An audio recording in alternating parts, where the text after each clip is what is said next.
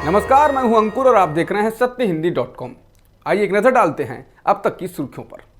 हिमाचल प्रदेश चुनाव में कांग्रेस की जीत के बाद मुख्यमंत्री कौन बने, इसको लेकर गहमागहमी तेज हो गई है।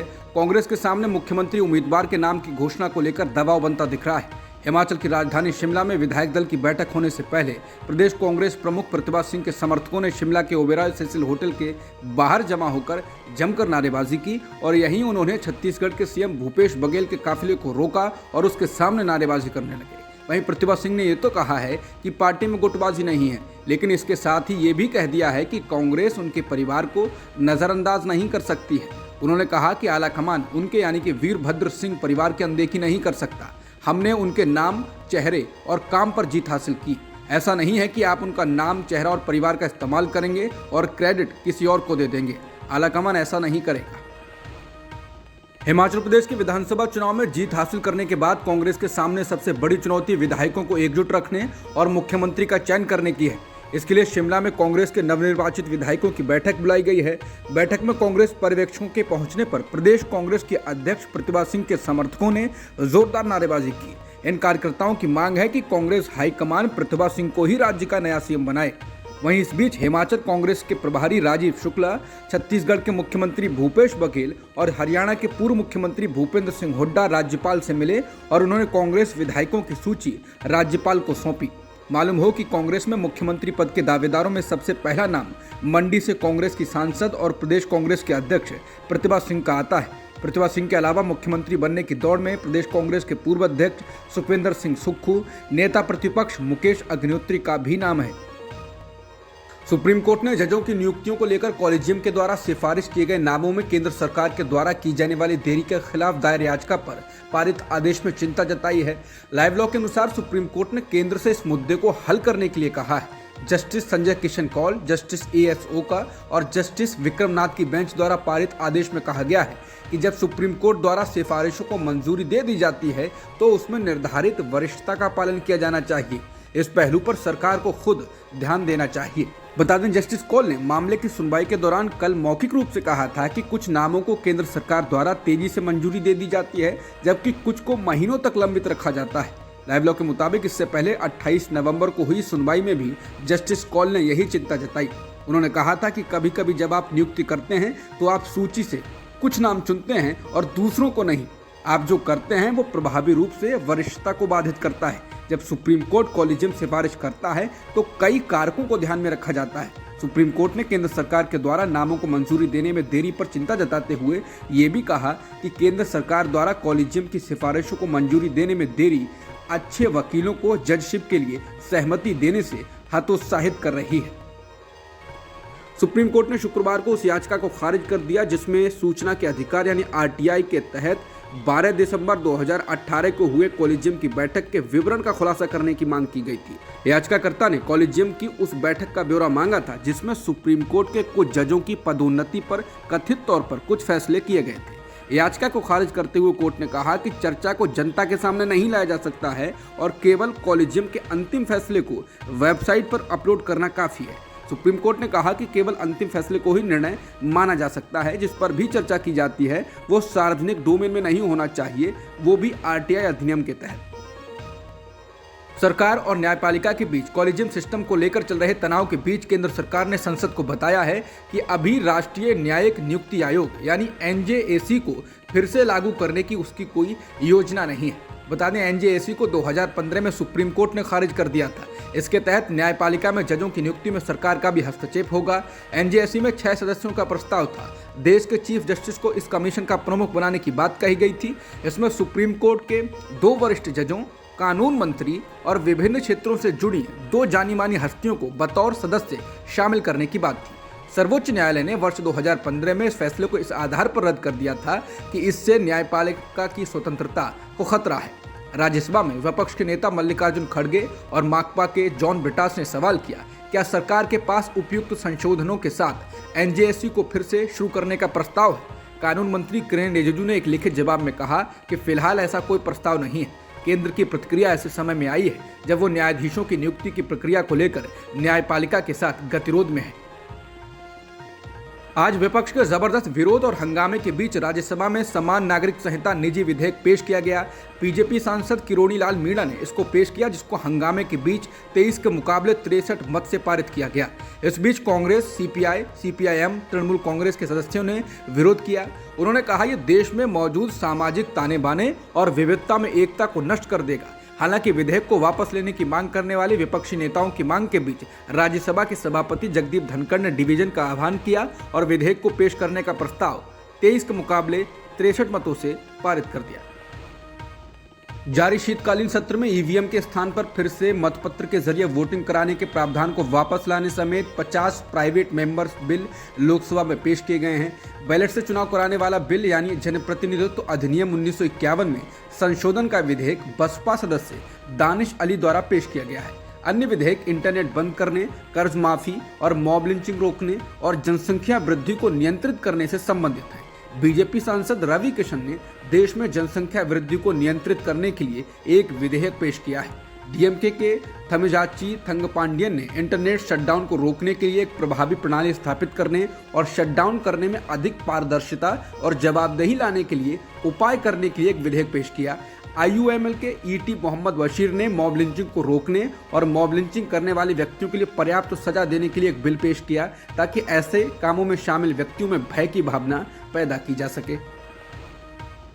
बीजेपी सांसद रवि किशन ने जनसंख्या नियंत्रण कानून को लेकर पूछे गए सवाल के जवाब में कहा कि अगर कांग्रेस ने अपने समय में ये कानून बना दिया होता तो वो भी 4 बच्चे पैदा नहीं करते। आज तक पर बातचीत में जब रवि किशन से जब जनसंख्या नियंत्रण कानून को लाने की जरूरत और उनके खुद के 4 बच्चे होने को लेकर सवाल पूछा गया तो उन्होंने कहा कि उन्हें संसद में इसलिए जनसंख्या नियंत्रण बिल लेकर आने की आवश्यकता पड़ी क्योंकि कांग्रेस ने अपने कार्यकाल में ये नहीं किया।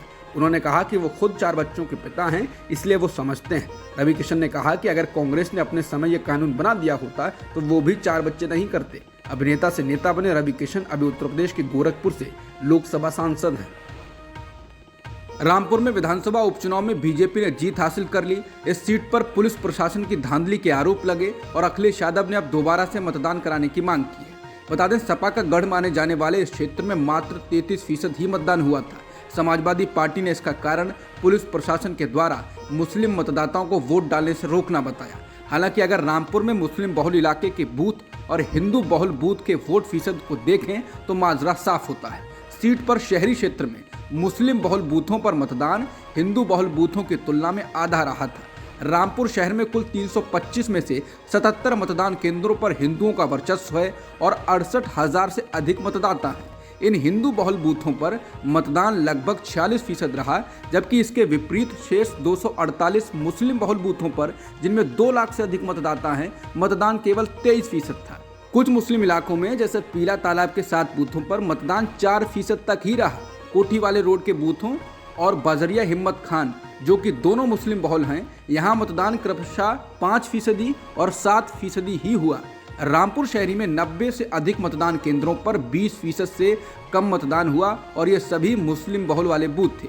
यहाँ तक कि सपा के गढ़ किला में, जहाँ पार्टी का कार्यालय है और इसके कुछ सबसे वफादार समर्थक हैं, यहाँ भी 17 मतदान केंद्रों पर मतदान केवल 24% था। रामपुर शहरी में एक मुस्लिम बहुल मतदान केंद्र पर सबसे अधिक मतदान 39% दर्ज किया गया। इसके विपरीत रामपुर शहरी में एक हिंदू बहुल बूथ में सबसे कम मतदान 27% था और रामपुर शहरी में हिंदू बहुल बूथों पर सबसे अधिक मतदान 74% था। इसके अलावा ग्रामीण इलाकों में जहां भाजपा को काफ़ी समर्थन प्राप्त है, मतदान प्रतिशत कुछ मतदान केंद्रों पर 80% से अधिक था। हिंदू बहुल माने जाने वाले 32 ग्राम स्तरीय बूथों पर मतदान 60% से अधिक था। लेकिन कई मुस्लिम बहुल गांवों जैसे अजीतपुर, शाहजद नगर, फजुल्ला नगर और अली नगर में मतदान 30 से 40% के अंदर था। समाजवादी पार्टी के अध्यक्ष और उत्तर प्रदेश के पूर्व मुख्यमंत्री अखिलेश यादव ने मांग की है कि रामपुर विधानसभा सीट पर फिर से चुनाव कराया जाए। बता दें, रामपुर सीट पर बीजेपी के प्रत्याशी आकाश सक्सेना ने जीत हासिल की है, जबकि सपा के उम्मीदवार आसिम राजा को हार मिली है। रामपुर को आजम खान का गढ़ माना जाता है और आजम इस सीट से 10 बार विधायक रह चुके हैं। रामपुर सीट पर चुनाव प्रचार के दौरान भी समाजवादी पार्टी और आजम खान ने पुलिस प्रशासन पर गुंडागर्दी करने का आरोप लगाया था और चुनाव आयोग से दखल देने की मांग की थी। अखिलेश यादव ने एनडीटीवी से बातचीत में कहा कि योगी आदित्यनाथ सरकार ये नहीं चाहती थी कि आजम खान रामपुर सीट से चुनाव जीते, इसलिए सरकार ने रामपुर में इतनी फोर्स लगाई कि लोग वोट नहीं डाल पाए। उन्होंने कहा कि रामपुर सीट पर लोकसभा के उपचुनाव के दौरान भी प्रशासन ने वोट नहीं डालने दिया। बताना होगा कि कुछ महीने पहले हुए रामपुर लोकसभा के उपचुनाव में भी बीजेपी को जीत मिली थी। अखिलेश यादव ने कहा कि जिन बूथों पर समाजवादी पार्टी को हमेशा ज्यादा वोट मिलते थे वहां पर इस बार ज्यादा फोर्स लगा दी गई, उन्हें संवेदनशील घोषित किया गया। लोग जब बाहर निकले तो उन्हें पीटा गया और घर में बंद कर दिया गया। कई लोगों के हाथ तोड़ दिए गए और गाली गलौज की गई। उन्होंने कहा कि अगर इन बातों को चुनाव आयोग नहीं देखेगा तो हम किस पर भरोसा करेंगे। पूर्व मुख्यमंत्री ने कहा कि चुनाव आयोग को निष्पक्ष होकर कार्रवाई करनी चाहिए। अखिलेश यादव ने कहा कि पार्टी की ओर से चुनाव आयोग को पत्र लिखकर कहा गया है कि रामपुर में चुनाव निष्पक्ष नहीं हुआ है और प्रशासन और पुलिस ने मिलकर चुनाव हराया है और फिर से चुनाव होना चाहिए। दिल्ली बीजेपी के अध्यक्ष आदेश गुप्ता ने कहा है कि दिल्ली में अगला मेयर आम आदमी पार्टी का होगा। उन्होंने एनडीटीवी से बातचीत में कहा है कि बीजेपी का ये फैसला है कि वो एक मजबूत विपक्ष की भूमिका अदा करेगी। हालांकि जिस दिन नतीजे आए थे उस दिन ही आदेश गुप्ता ने कहा था कि आम आदमी पार्टी मुगालते में ना रहे। मेयर के लिए जब पार्षद वोट करेंगे तब अंतिम फैसला बीजेपी के पक्ष में होगा, लेकिन अब उन्होंने अपने उस बयान से यू टर्न ले लिया है। बता दें एमसीडी के 250 वार्ड में आम आदमी पार्टी को 134 वार्ड में जीत मिली है, जो बहुमत के लिए जरूरी 126 के आंकड़े से थोड़ा सा ज्यादा है। बीजेपी को 104, कांग्रेस को 9 और अन्य को 3 वार्डों में जीत मिली है। इस तरह 15 साल से एमसीडी की सत्ता में बैठी बीजेपी की विदाई हो गई। आदेश गुप्ता ने एनडीटीवी से बातचीत में कहा कि दिल्ली के मतदाताओं ने बीजेपी को जो भूमिका दी है उस भूमिका को अदा करेंगे। गुप्ता ने कहा कि चूंकि बहुमत आम आदमी पार्टी को मिला है तो मेयर भी उन्हीं का होगा। दिल्ली महिला आयोग के अध्यक्ष स्वाति मालीवाल को दिल्ली की एक अदालत ने आयोग में अवैध तरीके से लोगों की भर्ती के आरोपों के मामले में आरोप तय कर दिए हैं। स्वाति मालीवाल समेत कुल 4 महिलाओं को आरोपी बनाया गया है। अन्य आरोपियों में प्रमिला गुप्ता, सारिका चौधरी और फरहीन मलिक शामिल हैं। गुरुवार 8 दिसंबर के अपने एक आदेश में राउज एवेन्यू कोर्ट ने कहा कि ऐसा लगता है कि स्वाति मालीवाल ने अपने पद का दुरुपयोग कर आयोग में अवैध तरीके से लोगों की नियुक्ति करवाई। आरोप है कि इस काम के बदले स्वाति मालीवाल और बाकी आरोपियों को आर्थिक लाभ दिया गया। कोर्ट में मालीवाल और बाकी आरोपियों पर आरोप लगा कि उन्होंने दिल्ली महिला आयोग में अपने करीबी लोगों को नियुक्तियां दी। इनमें आम आदमी पार्टी के कार्यकर्ता भी शामिल थे। वहीं बीजेपी ने शुक्रवार को दिल्ली के उपराज्यपाल वीके सक्सेना से दिल्ली की महिला आयोग के अध्यक्ष स्वाति मालीवाल को पद से हटाने की मांग की है। एलजी वीके सक्सेना को लिखी एक चिट्ठी में बीजेपी के सांसद परवेश वर्मा ने मालीवाल को पद से हटाने की मांग की। इसके अलावा दिल्ली बीजेपी के अध्यक्ष आदेश गुप्ता ने ट्वीट कर कहा कि आम आदमी पार्टी भ्रष्टाचार का एक भी मौका नहीं चूकती। महाविकास आघाड़ी ने छत्रपति शिवाजी महाराज का अपमान करने और महाराष्ट्र कर्नाटक सीमा विवाद को हल्के में लेने का आरोप लगाते हुए महाराष्ट्र सरकार के खिलाफ बिगुल फूंक दिया है। शिवसेना, कांग्रेस और एनसीपी ने महाराष्ट्र सरकार के खिलाफ 17 दिसंबर को मुंबई में एक बड़ा मोर्चा निकालने का ऐलान किया है, जिसमें महाराष्ट्र के राज्यपाल भगत सिंह कोश्यारी को उनके पद से हटाने की प्रमुख मांग रखी जाएगी। इसके साथ ही कर्नाटक महाराष्ट्र सीमा मुद्दे को भी बड़े जोर शोर से उठाने की योजना महाविकास आघाड़ी ने बनाई है। साफ है कि महाराष्ट्र कर्नाटक सीमा विवाद और छत्रपति शिवाजी महाराज के अपमान का मामला थमता हुआ दिखाई नहीं दे रहा है। ठाकरे ने कहा कि एकनाथ शिंदे और देवेंद्र फडणवीस की सरकार के खिलाफ हल्ला बोलने की जरूरत है, ताकि उन्हें ये मालूम पड़े कि विपक्ष कितना ताकतवर है। उद्धव ठाकरे ने महाराष्ट्र कर्नाटक सीमा मुद्दे पर चल रहे गतिरोध को लेकर भी मौजूदा सरकार पर हमला बोला। ठाकरे ने कहा कि कर्नाटक की सरकार हमारे राज्य के गांवों और जिलों पर अपना हक जता रही है, लेकिन महाराष्ट्र की मौजूदा सरकार हाथ पर हाथ रखकर बैठी हुई है। ठाकरे ने कहा कि ऐसा लगता है कि महाराष्ट्र में कोई सरकार ही नहीं है। कर्नाटक में महाराष्ट्र की बसों में तोड़फोड़ हो जाती है और महाराष्ट्र के गृह मंत्री देवेंद्र फडणवीस कुछ नहीं कर पाते हैं।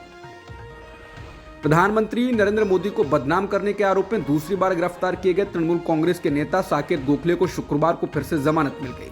टीएमसी ने इसकी जानकारी दी है। टीएमसी ने कहा कि साकेत गोखले प्रधानमंत्री नरेंद्र मोदी के खिलाफ एक कथित फर्जी ट्वीट पर एक बार फिर जमानत पाने में कामयाब रहे। बता दें, मोरबी पुल हादसे के बाद पीएम मोदी के मोरबी दौरे में 30 करोड़ खर्चा होने का दावा करने वाला ट्वीट साझा करने के मामले में साकेत गोखले को गिरफ्तार किया गया था। आरोप लगा कि टीएमसी नेता ने फर्जी दावा किया और इसके बाद पीएम मोदी को बदनाम करने के मामले में उनको गिरफ्तार किया गया। हालांकि उनको जमानत मिल गई, लेकिन उसके तुरंत बाद उन्हीं आरोपों में मोरबी में दर्ज एफआईआर में उनको गिरफ्तार कर लिया गया। टीएमसी ने इसको बदले की कार्रवाई बताकर मोदी सरकार को निशाने पर लिया। बता दें, मोरबी में सस्पेंशन ब्रिज गिरने के कारण 135 से अधिक लोगों की मौत हुई थी। अब तक की खबरों में इतना ही। बाकी खबरों के लिए बने रहिए सत्यहिंदी.com के साथ।